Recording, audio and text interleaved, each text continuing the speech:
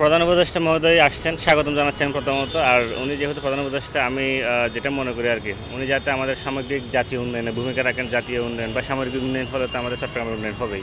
এবং এর বাইরে আমাদের জুলাই গণহত্যার যে বিচার আগাচ্ছে না, সেটা যাতে দ্রুত হয় আমি সেটা আশা করবো। এবং সামনে যেহেতু আমাদের জুলাই আসতেছে, তো জুলাই কিন্তু যাতে আমরা কিছু স্থাপনা দেখি বা মনুমেন্ট দেখি, যেটাকে কেন্দ্র করে আমরা আমাদের শহীদদের স্মরণ করতে পারবো, এটাই। আর চট্টগ্রাম যেহেতু আসছেন, চট্টগ্রামের যে আঞ্চলিক সমস্যাগুলো আছে সেগুলো যাতে উনি অ্যাড্রেস করেন, বিভিন্ন অংশীদারজনদের সাথে বসে এই সমস্যাগুলো আইডেন্টিফাই করা, অ্যাড্রেস করা, তারপরে এগুলো সমাধানের জন্য চেষ্টা করা। বিশেষ করে আমি বলবো, এই যে করিডোর দেওয়া নিয়ে যে গুঞ্জন চলতেছে, সেটা যাতে কোনোভাবে না হয়। যেহেতু চট্টগ্রাম অঞ্চলটা পার্বত্য অঞ্চল মিলে বঙ্গোপসাগর, তারপর করিডোর সব মিলিয়ে এটা একটা ঝুঁকিপূর্ণ অঞ্চল মনে হয়। এখানকার আঞ্চলিক নিরাপত্তা আমাদের চট্টগ্রামবাসীর কাছে খুবই গুরুত্বপূর্ণ।